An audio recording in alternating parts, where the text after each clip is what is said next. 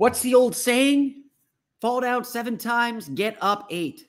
That's been the story of Jalen Suggs all season. And it's a big storyline we're following here in the next 20 games or so. It's time to prep for the third quarter of the season that's already well underway on today's Locked On Magic. You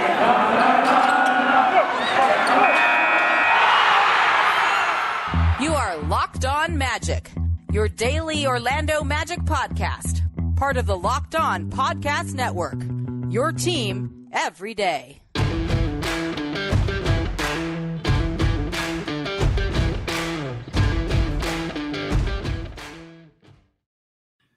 And you are indeed Locked On Magic. Today is January 25th, 2022. My name is Philip Rossman-Reich. I'm the expert and site editor over at OrlandoMagicDaily.com. Of course, follow me on Twitter at PhilipRR_OMD.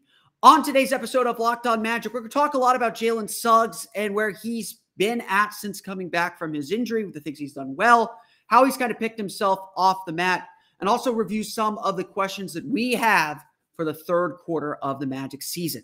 Already well underway. I understand, a little bit late, but we will get to that coming up here in just a moment. But before we do that, we want to thank you for making Locked On Magic part of your day every day, no matter when you listen to us, whether it's first thing in the morning, right when we upload, during your workout, during your break, during your ride home, on your way to the game. We truly appreciate you making Locked On Magic part of your day every day. Remember, there's some great podcasts on the Locked On Podcast Network, so check them all out.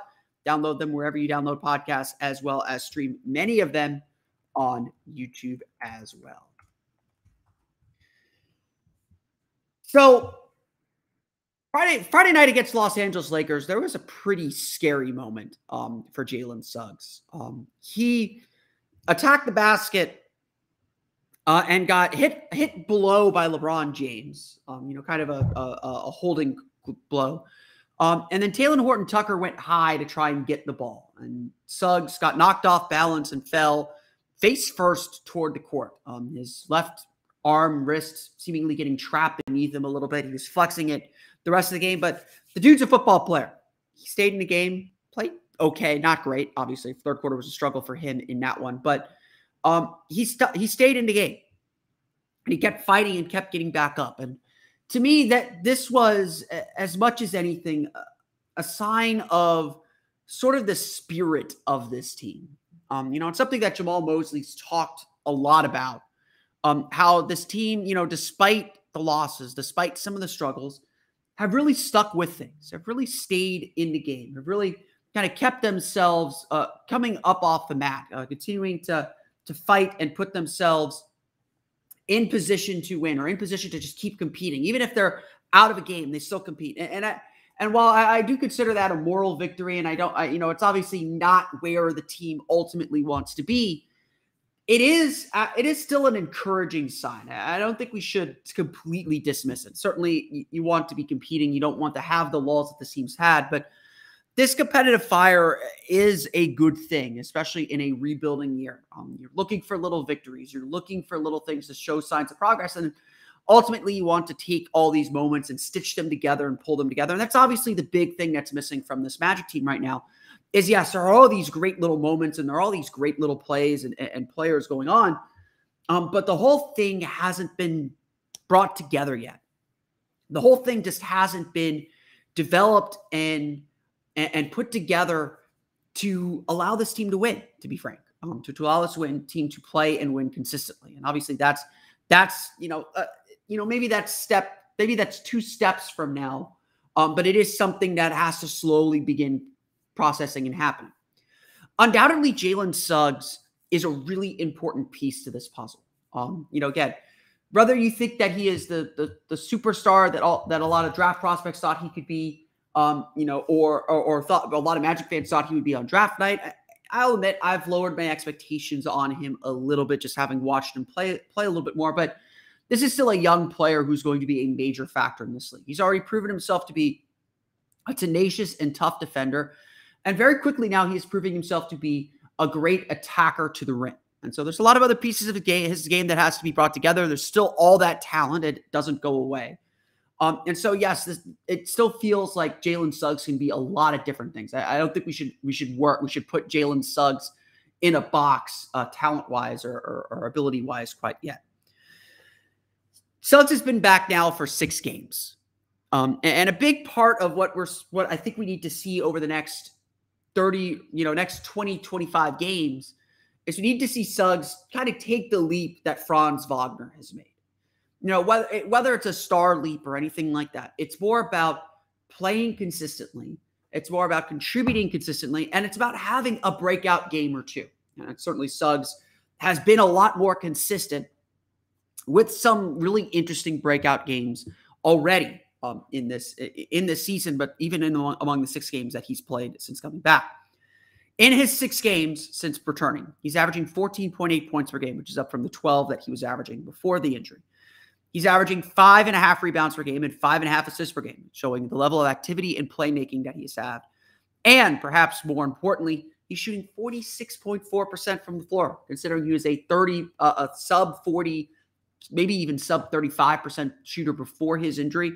Seeing that number creep up is a very good sign. Now, obviously, it's not perfect yet. He's still only shooting 20% from beyond the arc, taking far fewer attempts, only 2.5 attempts per game. He's up around 4 or 5 before his injury. So he's getting a lot smarter about when to take his threes. And obviously, I think teams are daring him to take a 3 a little bit. And he can hit it, but it's still a little bit of a process. But Suggs is being a much better and smarter attacker to the rim. Why is his scoring up?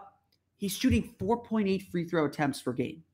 It's been a long time since Magic had a guy who averaged 5 free throw attempts per game. We wanted Victor Oladipo to get there. And right now, the biggest comparison that I can think of to the way Jalen Suggs plays and just the ability to get to the rim that Jalen Suggs has right now is to Victor Oladipo. So again, we're talking, Oladipo obviously wasn't the player the Magic hoped he would be in Orlando, but we're talking, some pretty big names in Magic history, or at least Magic rookie history. Victor Oladipo, of course, should have won Rookie of the Year. All apologies to Michael Carter-Williams, a current Magic player.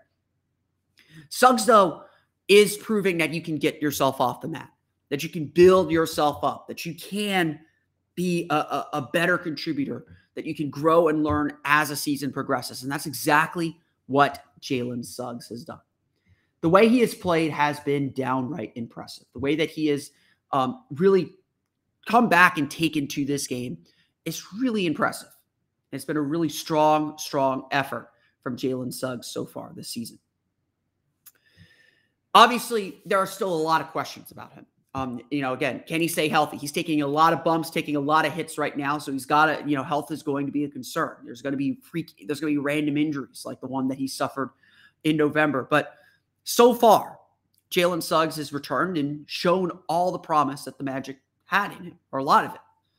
And so really, what has to happen now over the next 15 to 20 games, the third quarter of the season, what has to happen now until the All-Star break, where hopefully he'll be getting a trip to Cleveland. I would hope he does. I think it'll be a little bit tough for him, but he's putting up the numbers. I think to get consideration to go to All-Star weekend. I think that would be good for him. What we need to see though is more consistency. We need to see him kind of break through and break out a little bit. I know we talked about it earlier in the season how rookies are inconsistent. Rookies are going to have their ups and downs. But you can usually tell pretty early they have a breakthrough game that really shows what everything might look like when they put all the pieces together. And Suggs has had a few nice games. The game against the Knicks where he really took over the game defensively and had a big fourth quarter. The game at Brooklyn where he scored 17 in the first quarter. Even the game Friday against the Lakers. He finished with 22 points on 6 for 16 shooting, 1 for 7 from beyond the arc, 9 for 10 from the foul line, 4 rebounds, 9 assists. He had, I think it was 17 points and either 6 or 7 assists, I believe, in the first half. He ended up shooting 0 for 7 or 0 for 6 in the third quarter, going 0 for 5 from beyond the arc. Big reason why the Magic lost the lead in the third quarter, actually. But the first half, Suggs was in complete control of the game. And again, this was a breakthrough moment. This was a huge moment for him. The Magic obviously want to see more of that. And really, with everyone, it's about consistency. That's really the story of the third quarter of the season. Find some consistency, get better, and keep building it. We'll talk more about questions we have for the third quarter of the season coming up here in just a moment. But first, A quick word from our pals at PrizePicks. You've been hearing me tell you about PrizePicks for months. So have you signed up yet? If you haven't, now is the perfect time.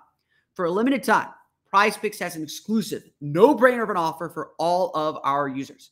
You can get $50 for free if a player in your first PrizePicks entry scores a single point. But you have to use promo code NBA. That's right, this is an exclusive offer available to Locked On fans only who use the promo code NBA. PrizePicks has the best NBA daily fantasy sports prop game on the market.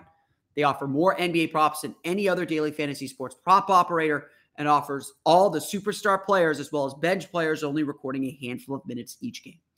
PrizePicks offers any prop you can think of, from points, assists, rebounds, threes made, and plenty more.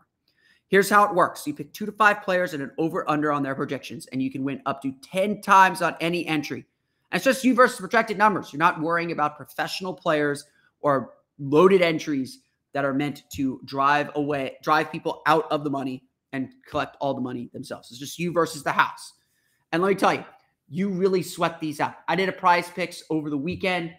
They had a special promotion where they were giving you Patrick Mahomes plus over under half a passing yard. That's easy money. All you had to do was get 4 more winners and you'd win the 10 times prize. So I picked over on Chris Paul's 13.5 points. I picked over, I think it was on, I forget who it was. I picked over on another NBA player on his points. I picked under Rob Gronkowski's 60 receiving yards. And I picked over on Josh Allen's, I think it was 270 passing yards. Didn't hit the Rob Gronkowski, but I got 4 out of 5 right. That doubled my money. It's really, really, really that easy. And even if I had only 3 right, I would have gotten 0.8 times. I would have gotten most of my money back from my wagers or from my entry. So definitely a fun game, especially if you know your sports. Go to prizepicks.com or go to your app store and download the app. All users that deposit and use our promo code NBA will get $50 free if your first PrizePick entry scores a single point. That's right. Again, all users that deposit using the promo code NBA will get $50 free if your first PrizePicks entry scores a single point. PrizePicks is daily fantasy made easy. Today's podcast also, oh, sorry, not a sponsor read here. Thank you again for making Locked On Magic your first listen every day. The NBA trade deadline is Thursday, February 10th at 3 p.m. Eastern Time, and Locked On NBA will be covering it live from 2 to 4 p.m. Join Kim Becker, John Corrales, Locked On fantasy basketball host Josh Lloyd, and NBA veteran Antonio Daniels, and get analysis of every blockbuster move. Subscribe to Locked On NBA YouTube and turn your notifications on so you know when they go live. We'll be having plenty to do on the trade deadline in the next 2 weeks, but definitely mark your calendars for our NBA trade deadline show. It promises to be a very, very, very busy NBA trade deadline. So let's talk a bit about our goals for the third quarter of the season. I talked a little bit there about Jalen Suggs and about how a lot of this season is going to be about finding consistency and about players, forming their identities, coming into their roles, and obviously making a difference there. I do think that that is a big piece of the puzzle. But I think an even bigger piece of the puzzle for this Magic team is to see the collective come together. I sat here at the beginning of the season. I think I set out one of my goals for the season. I wanted to see the Magic flirt with being in the top half of the league defensively. I didn't think they'd get all the way to 15, but to be outside the top 10 for everything that the Magic put and focused on defensively, for everything that the Magic talked about how they wanted to be a defensive team.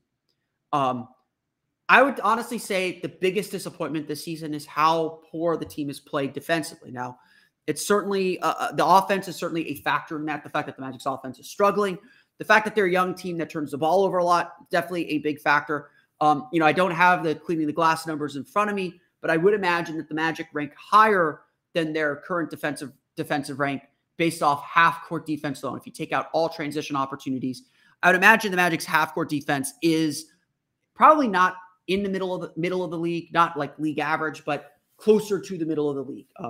Probably slightly below the median for the entire league as far as defensive rating goes. The Magic made it clear that this team was going to be about defense. And so I think if there is something to judge this team on, something tangible that we can judge this team on, it's their defense. It's something they should be good at. It's something that they put a lot of focus on, something they put a lot of attention on, and something that they have the personnel to be good at, whether it's Jalen Suggs, Franz Wagner, eventually Jonathan Isaac, Chuma Okeke. They've got, Michael Carter-Williams eventually. They've got good defenders. And it's something that this Magic team has put a lot of attention to in their drafts and spent a lot of capital on. So the Magic should be a lot better defensively. Through the first half of the season, the Magic ranked 25th in the league, giving up 112.3 points per 100 possessions. Not a good number at all. There is improvement, though. And again, this is the progression that we're talking about. We want to see the team progressively get better at these things.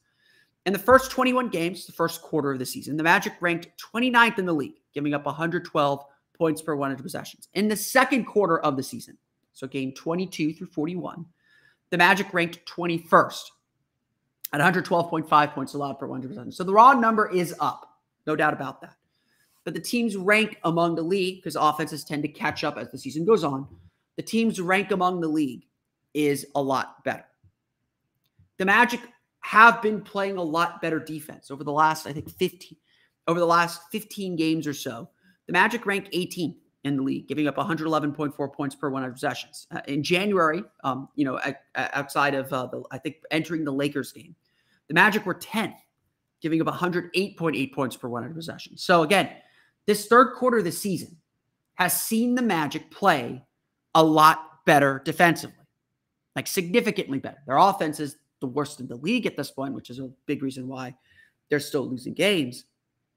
But Orlando is still starting to defend at a higher level. Certainly consistency with their lineups are helping. They're no longer in the middle of the pandemic. They're no longer dealing with all the absences and playing players that frankly are not on the roster. They're not playing emergency relief players. So the team is starting to pick up and find its defensive energy once again.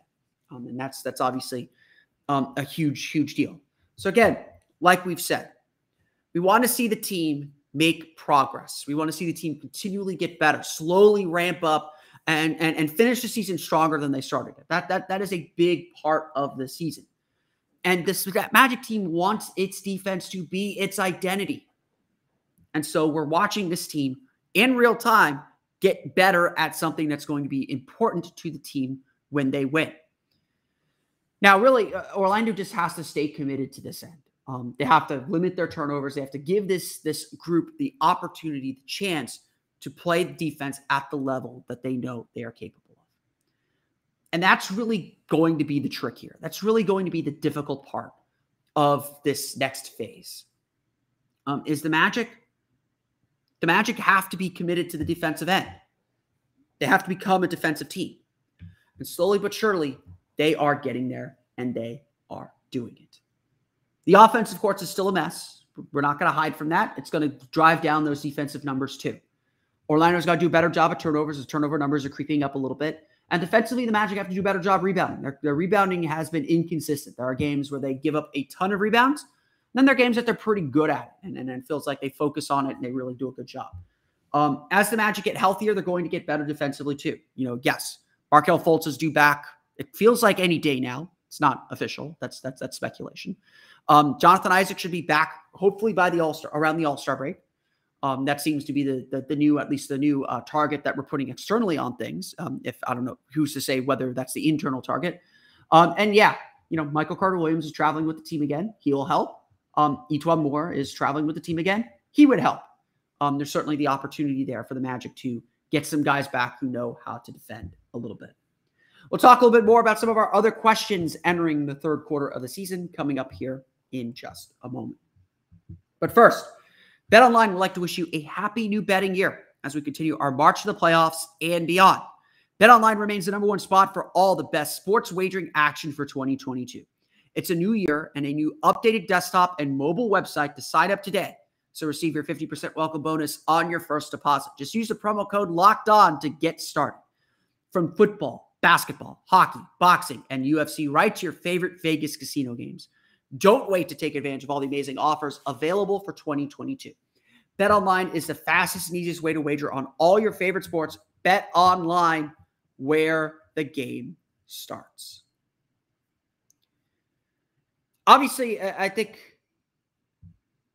one of the questions then that we have to ask, and it's a question that, we did a big podcast on it Friday, and so I don't want to dive too deep. Obviously, one of the big questions the Magic face this third quarter of the season is about the trade deadline, who stays and who goes. Mark Stein on his Substack reporting that, everyone is expecting the Magic to move at least one of Gary Harris or Terrence Ross. That's not rocket science. He points to the Utah Jazz and Los Angeles Lakers as potential suitors for one or both of those players, one or either of those players. We could go into the permutations of what that kind of a deal would look like. I know Utah has been considering moving Joe Ingles. Not an idea I hate. I'd want a little bit more compensation just because Joe Ingles seems to be on the wrong side of his career. I think he'd be a great veteran for this team, though, so I would not be against bringing in a guy like Joe Ingles. He is one of the model citizens in the NBA on top of that. So I think he would be a really good presence to have in the Magic's locker room. Obviously, I think on the Lakers side, the prize that everyone seems to be chasing after is Talen Horton-Tucker. The Magic did draft him. They did trade him to the Lakers for cash.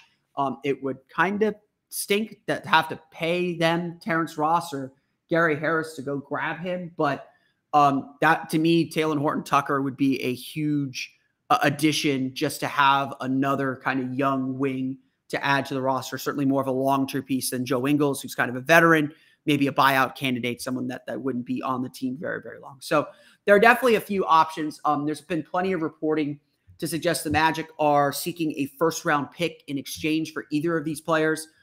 So again, even if it's a top 20 protected pick, even if it's a back-end first-round pick, it would seem like the Magic are aiming for, obviously, some salary matching and a first-round pick. The Lakers, I think, are trying to dump Kendrick Nunn on whoever they trade with. So, again, maybe you don't get that first-round pick. Maybe it's Kendrick Nunn and Talen Horton-Tucker. For a guy like Terrence Ross, you get the extra year for the Lakers that way. Certainly a very, very real possibility, that feels like the Lakers are giving up a little too much on that end. I'll admit. So I do kind of like that deal for Talen Horton-Tucker. I think that fits a long-term goal. But again, we're still at the we're not at the early stages anymore. We're kind of the middle game, so to speak, of the trade deadline. Things are going to start getting serious here in the next week or so. Again, I don't think the Lakers and the Jazz are the only guys chasing after Gary Harris or Terrence Ross. We'll do a deeper dive, I think, later, either next week or soon, actually. Certainly on OrlandoMagicDaily.com, we'll do this dive into which teams might have the right guys or might be interested enough and have the right offer to go after these two players. And certainly there are plenty of opportunity. There's plenty of those teams who could use a shooter like this. And, again, like we talked about with Keith Smith of Spotrac on Friday's episode, the Magic also have a $17.5 million trade exception that they can use, which can help them net a few more assets as well. Again, there's a lot of options there too for luxury tax teams. Lakers are also a team like that. So if they want to attach a first-round pick and send the Magic Kendrick Nunn, if they can't take any offers, Magic grab Kendrick Nunn. I think he's got 2 years left on his deal. Maybe they hang around with him, give him a chance. Maybe not.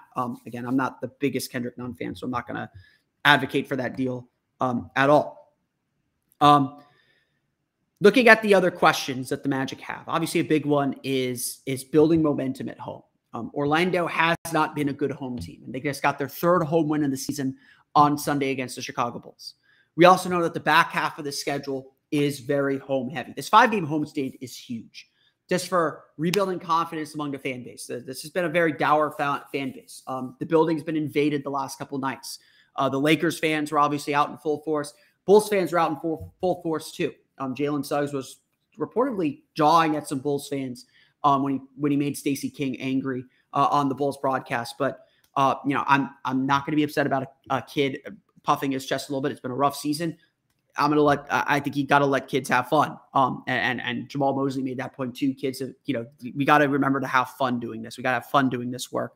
And you got to find joy in the wins. So I'm not going to be upset. The Magic are not a team about the full season. We're not about, we don't care necessarily what our record is. So when we win a game, we're going to celebrate that win. We're going to celebrate that moment, try and recapture it and get back to work and do it again. That's really what this process is about. So again, winning at home is just really, really important. A lot of fans have asked me, like, what's the deal with the injuries? And I think a fair criticism of Jeff Weltman and his front office at this point is that this is a moment where you have to build trust. In the middle of a rebuild, you have to build trust with your fan base at the very beginning.